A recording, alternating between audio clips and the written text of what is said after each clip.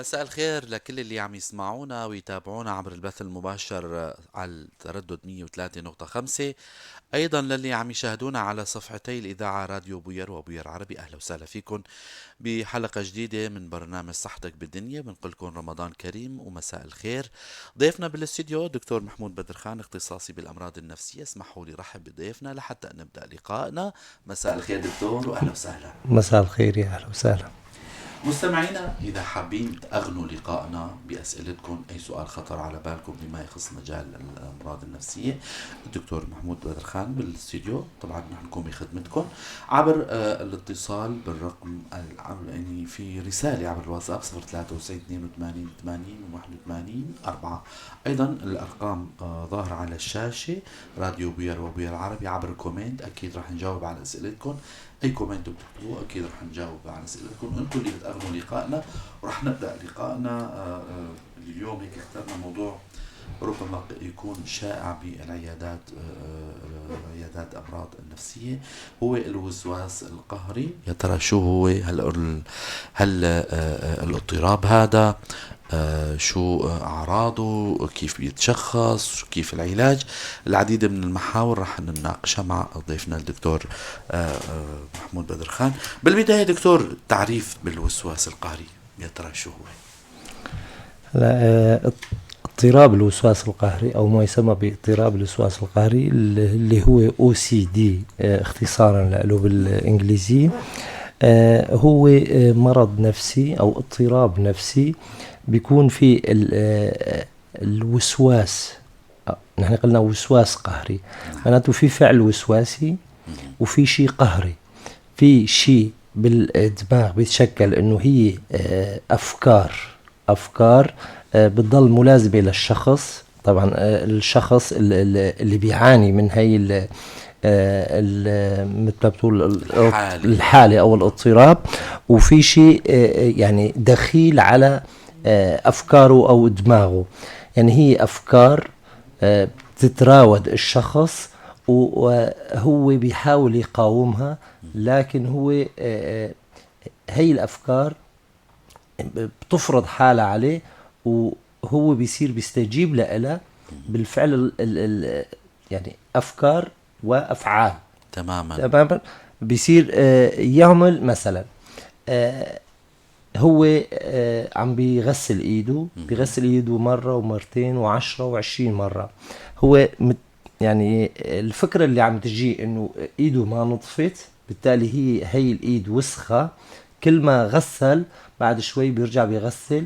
اذا هو افكار تجي انه في عدم نظافة بالموضوع، ولازم يغسل لحتى يشيل هالفكرة اللي عم تجي مشان يرتاح. تماما. لا، هو بفعله للوسواس بالغسيل والنفرط، بغسيل ايده بالفعل القهري، بالفعل القهري لا اللي إرادي هي يعني. تماما هي الشيء اللي بيختص في الوسواس القهري، انه هو افكار وسواسيه وافعال قهريه. تماما. لازم يكون في فكرة، ولازم يكون في عمل، يعني عمل اللي فعلي. هي القهري. تماما، الإلزامي، مو الإلزامي بيكون مكره عليها، مكره. ولكن إذا ما عملها بيصير عنده انفعال زيادة، عنده مثل ما بيقول ضيقة يعني. خلق زيادة، ممكن يعني يتشنج أكتر. بالتالي هو أفكار مع أفعال. حلو. بظن انه صار واضح كتير للمستمعين. طبعا الله يشفي الجميع والله يبعد عنا الامراض، وللمستمعين وللي عم يشاهدونا اكيد. الامراض النفسيه دكتور احيانا تكون هي اعقد واصعب من الامراض العضويه، ربما تكون يعني. هي أكيد الأمراض النفسية حابين نتعقب على هالكلام هذا. هو هي حقيقة، لأنه الأمراض النفسية مو بس الشخص اللي بيعاني منها نعم. بيكون هو الوحيد. نعم. اللي حواليه مثلا الأسرة، العائلة، المحبين. يعني في عنا أمراض مثلا إذا بدنا نجي على الوسواس القهري. تمام. الوسواس القهري الأهل اللي بيعيشوا معه للشخص، نعم. او زي بدنا نقول انثى مثلا، تماما. بيعانوا انه بيصير الشخص اللي بيعاني من هي المشكلة أو بالحالة ممكن إنه يصير منعزل، يضل بالبيت. صح. يعني ما يطلع، بيصير تفاعله مع المجتمع أقل، قليل لدرجة إنه ممكن يصير انطوائي، يضل بالبيت ما يطلع أسابيع وأشهر. بالبيت أهل البيت بيعانوا منه، مثلا إذا وسواس نظافي. نعم. أو مثلا وسواس إنه أنا مثلا ما نظف جسمي، توضيت ولنفرض الدنيا مثلا شهر الصيام. صح. أو مثلا تحمم، إنه أنا مثلا ما نظف جسمي، بالتالي هو مستعد يتحمم ببرميل أو برميلين أو 3 تماما لحتى انه يخفف درجة الوسواس عنده او الانفعال عنده. التفكير هذا تماما. هلا ممكن ما تكون مرة واحدة او دفعة واحدة، ممكن الشيء هذا يتقسم لعدة مرات، يعني نعم. بنفس اليوم. بالتالي معاناة انه خصوصا انه فصل الشتاء مثلا المي باردة بتكون او الطقس بارد، الشخص ممكن انه يستعمل كميات كبيرة من المي. تماما. وبالتالي يعرض حاله لانه مثلا رشح او انفلونزا او مثلا بتقل مناعة الجسم. غير هيك ممكن يهدر الكمية المي اللي الشخص او العائلة محتاجة لها اكثر. ما أكيد. خصوصا نحن في ازمة شح بالضبط، شح مياه.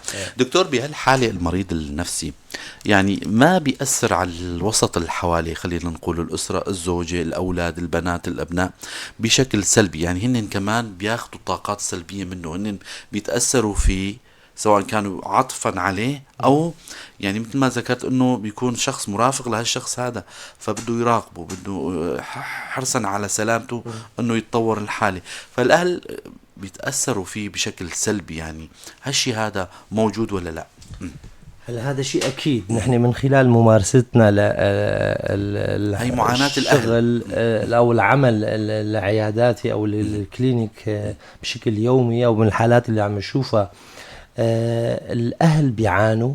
طبعا الشخص اللي بيعاني من هاي الحالة ممكن بكتير حالات هو ما يتجرأ ويراجع، او مثلا بيحس حاله انه وصل لمرحلة انه انا ما بستفيد شيء حتى لو راجعت، او ممكن يكون مراجع عدة مثلا اطباء او من غير اختصاصات وما وصل لنتيجة. بالتالي بيوصل لمرحلة الملل او انه انا ما بحصل على جدوى. نتيجة مرضية لحتى مثلا التزم بمراجعات عن طبيب مثلا اخصائي وليكن النفسي حتى. نعم.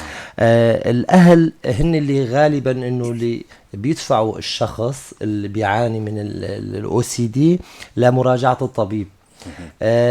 ونرجع بنقول إن الكل بيعاني، حتى الشخص اللي هو مصاب بالOCD بالوسواس القهري بيعاني لدرجة انه ما ممكن حدا من اللي حواليه يتصور انه لأي درجة بيعاني.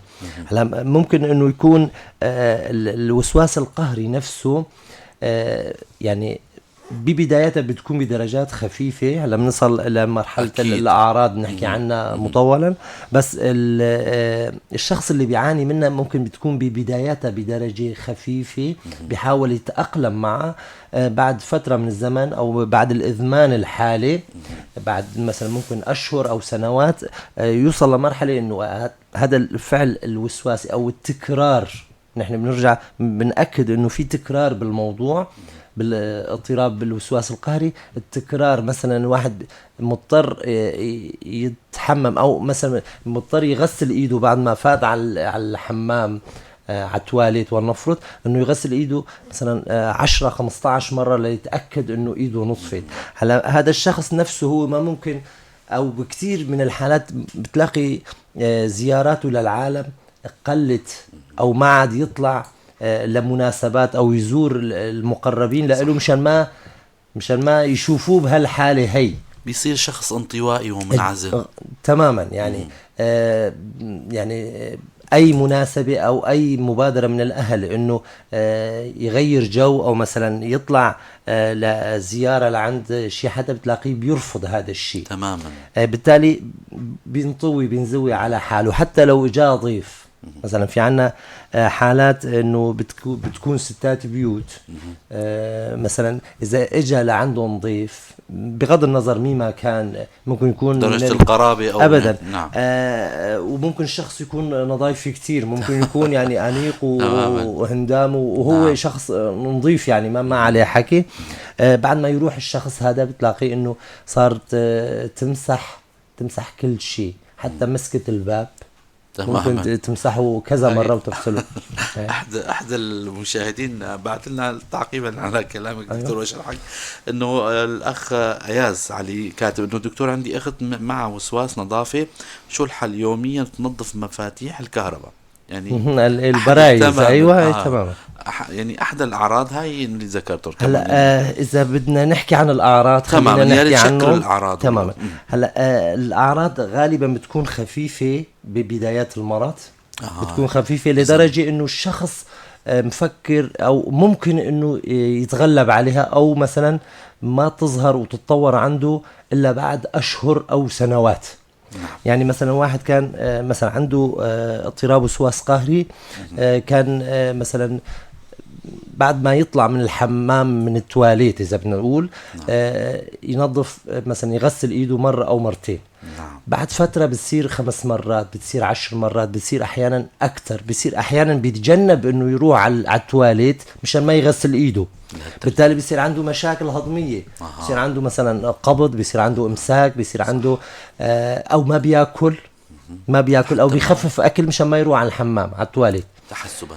اي مشان دكتور يعني اللي بيفهم من كلامك عفوا انه هالمرض هذا في ترقي، يعني دائما له مراحل. يعني هلا هو ما له مراحل بقدر ما هو له يعني بالبدايات نحن بنأكد على شغله انه اي مرض بالبداية بيكون التعامل معه اسهل بكتير من انه تماماً يوصل لمرحلة متطورة او يوصل لازمان الحالة اللي ممكن تكون بعد سنة او سنتين بعد ما تفاقمت الاعراض بشكل يعني بتاخد وقت اكتر، بتاخد ممكن انه سنوات من العذاب من المعاناة بالنسبة للشخص واهالي الشخص اللي بيعيشوا معه. بالتالي انه بنأكد انه ببدايات او عندما تكون يعني المرحلة البادرية او بداية الاعراض، عندما يلاحظ اكيد الاهل، إذا بدنا نرجع نقول الأهل أو المحيطين بالشخص بيكونوا على دراية بعادات أو مثلا بسلوكات أو شيء مثلا خارج المألوف عند الشخص. بالتالي ممكن أنه يبادروا بنصيحته إذا كان مثلا شخص أو طفل أو مراهق بعده.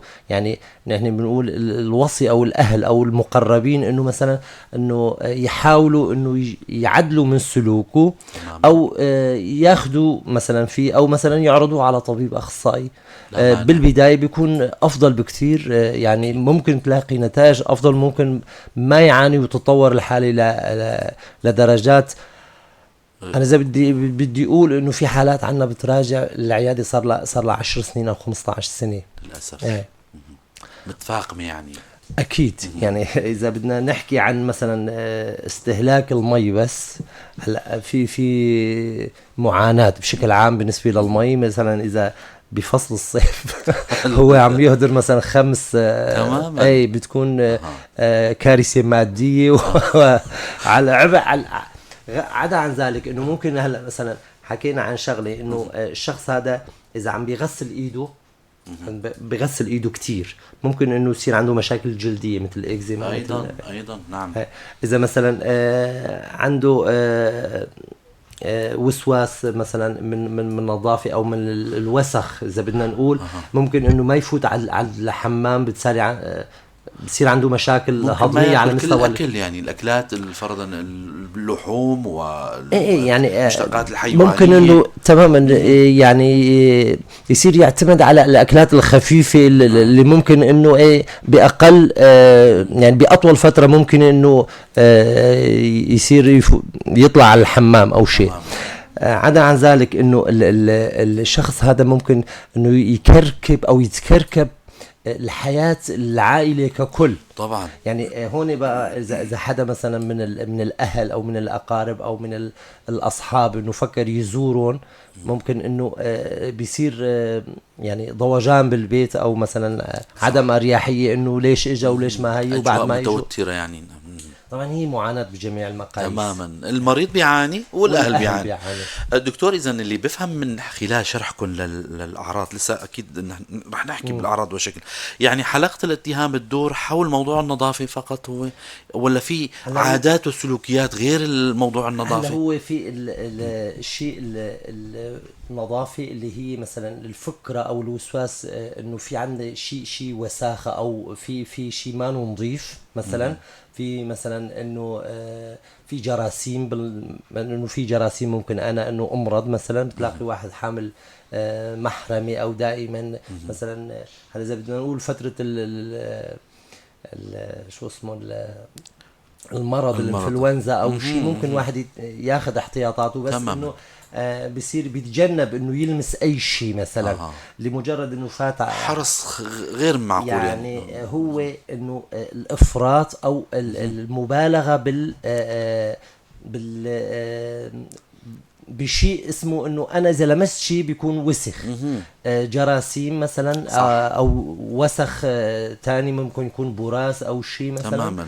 ممكن يكون انه انا الفلان ممكن يكون مقمل او شيء مثلا، يعني او يكون عنده شيء اكزيما مثلا، انه انا اذا لمست ايده ممكن انه انا انعدي منه. بالتالي هو يعني في بيضل فكرة، وممكن الفكرة هي ما تضل هي ثابتة. ممكن الوسواس النظافي، ممكن وسواس التأكد مثلا، انه واحد بيفتح الباب بس ما يطلع هو من البيت، بصير انه انا سكرت الباب ولا ما سكرت، قفلت الباب ولا ما قفلت. ممكن انه يرجع 3-4 مرات ليتأكد انه هو قفل الباب ولا لا. هي كمان حد الاعراض تماما.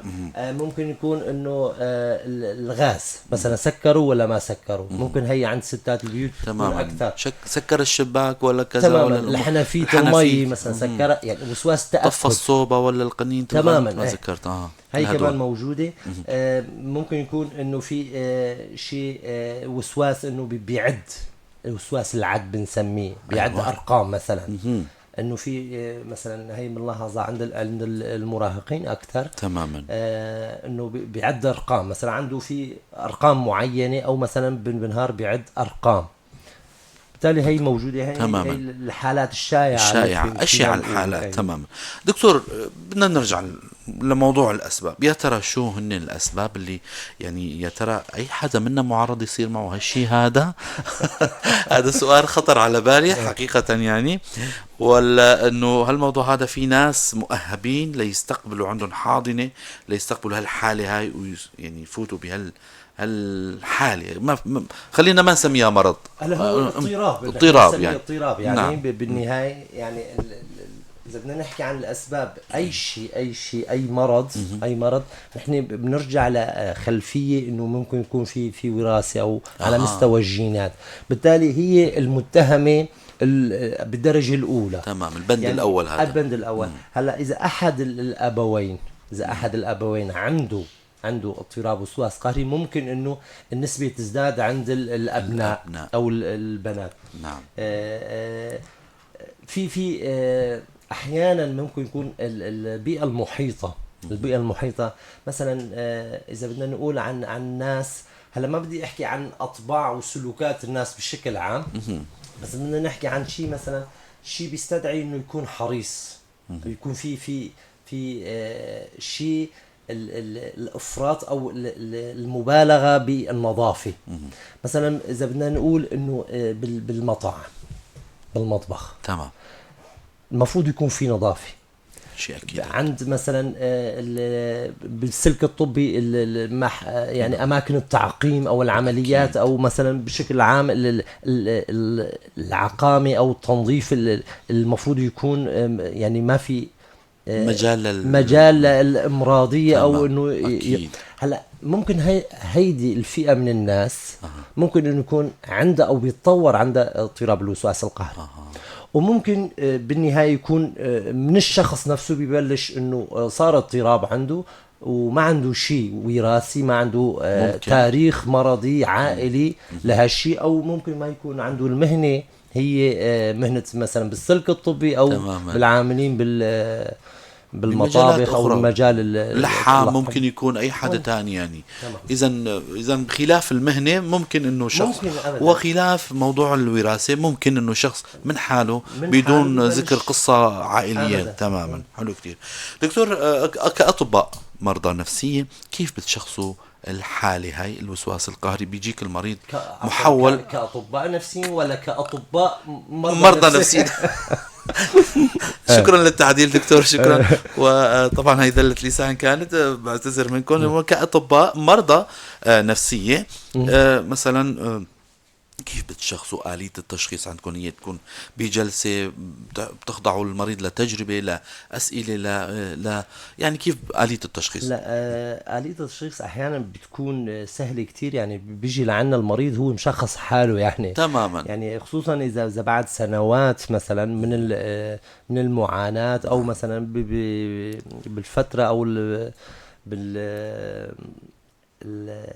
الفترة الزمنية اللي نحن عايشين فيها، عنده المعلومات أو بيشوفوا مثلا على التواصل الاجتماعي في محرك البحث جوجل تماما. أو عنده المعارف، أو بتلاقي مثلا عنده حدا بالسلك الطبي أو بيقرأ أو بيتابع، بتلاقي عنده معلومات، هو بيجي مشخص جاهز بيقول دكتور أنا عندي مثلا وسواس قهري. حلو كتير. وبيقول بالشغل الفلاني مثلا أنا بيجي بنظف تماما. يعني أحيانا كتير بيكون المريض مشخص تماما. هلا نحن بخبرتنا العياداتية او مثلا باستقبال الحالات في العيادة بتكون مثل اي هلا بنختلف عن باقي الاختصاصات اللي مجرد ان نحن نسميها مقابلة نفسية تماما. هو طرح الأسئلة على الشخص او الشخص المرافق له تماما. وبتبين من خلال يعني ما بيكون تشخيص صعب كتير. احيانا نحن بيهمنا المدة الزمنية كتير او الاعراض، شدة الاعراض. طبعا هون كمان نستقصيها عن طريق الاسئلة، ما بدي اقول الاستجواب، بس عن طريق تقصي بشكل ادق الحالة، الاستفسار عنا، ونتأكد لنوصل مثلا اي نوع من الوسواس او الفعل الوسواسي عنده، وبالتالي بتشخص المريض. هلا كاجراءات او مثلا تحاليل او تصاوير ما بنحتاجها ولا بتفيدنا بشيء بصراحه. طب دكتور، الاعمار اللي اكثر شيء بتزوركم بهالحالات، الاعمار الاقرب شيء يعني؟ هلا انا بحكي عن شغلي بعيادتي، او مثلا من الحالات اللي شفناها اكثر شيء، او بالمراجع يعني. الأعمار يعني بتكون بفترات بين المراهقة للشباب لأعمار 40-45 سنة بتكون أكتر. فئة يعني مو كهلة ولا لا هلا ولا طفول. لا بفترة النشاط، أو بدنا نقول مثلا بالفترة ما بعد البلوغ، يعني إذا بدنا نقول 16-17 سنة، وفيما ل 45 سنة تقريبا. هي بتكون أكتر شيء يعني. والفرق بين الجنسين يعني كمان قصدك؟ إيه؟ هلا بالنسبة موجودة عند الإناث أكتر إنه ترجح أكتر. حلو. طيب دكتور، العلاج وصلنا لكل شيء. على العلاج كيف بيكون؟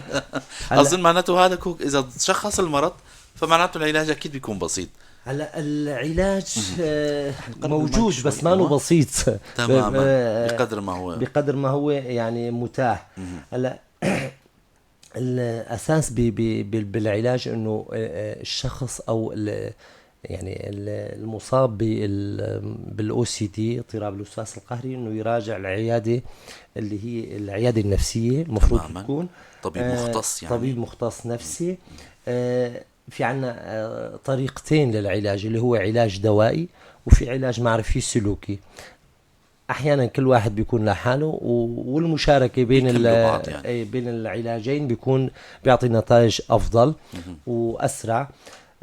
هلا انا ما بدي بسط كتير وما بدي صعب كتير، بس يعني حسب شدة الاعراض وحسب المدة الزمنية اللي اللي كانت قبل ما يراجع، يعني مدة مثلا إصابته للشخص بالمرض، يعني كم شهر أو كم سنة. أحيانا بيكون خاضع لتجربة علاجية أو أكثر من تجربة ممكن تكون ناقصة أو مثلا ما مكتملة، بالتالي هي بناخذها بعين الاعتبار، لكن العلاج موجود ومتوفر، وممكن انه الشخص هلا ما بدي يقولوا انه شفاء تام، شفاء تام صعب شوي، بس يعني بيعيش الانسان بيعيش الانسان مع العلاج يعني حياة بتكون افضل، بيمارس حياته، بيرجع لحياته يعني. طبعا يعني بدل ما يكون مثلا قاعد بالبيت حابس حاله وما في يشتغل وما يختلط مع الناس، بيصير يتفاعل ومثلا يشتغل ويعيش حياته أقرب للشخص الطبيعي. تماما. دكتور، إذا هالحالة هاي اتطورت قبل ما ننهي اللقاء طبعا، هالحالة اتطورت أو انهملت، يعني ما الأهل ما كانوا واعيين والمريض هو نفسه ما كان عنده فكرة عن الموضوع هذا، ممكن لشو يؤدي هالحال؟ هلا بتؤدي للاكتئاب مثلا؟ هلا اضطراب الوسواس او الوسواس القهري، او الفعل الوسواسي ممكن يكون هو عرض لمرض اساسي، يعني هو بيكون ثانوي.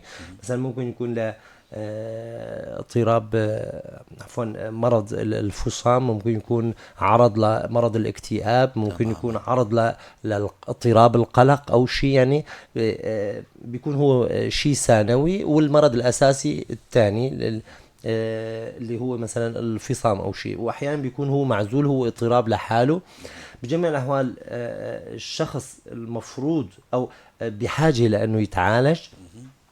هلا احيانا مثلا هو الوسواس القهري بيوصل لمرحله انه الشخص بيكون يعني بيوديه للاكتئاب، بيوديه لانه بيصير عاطل عن العمل او مانو فعال. مثلا ممكن يكون رب اسره بحاجه لانه يشتغل ليعيش ويعيش أو ربة منزل اهله مثلا، يعني تماما بصير مقعده ما فيها تشتغل شيء، بصير يعني حياه العائله بصير يعني فيها اضطراب كمان. تماما بيكون في توتر، بيكون عدم اريحيه، بيكون في مشاكل، او مثلا بتلاقي العائله كلها تاثرت وصار بيعانوا.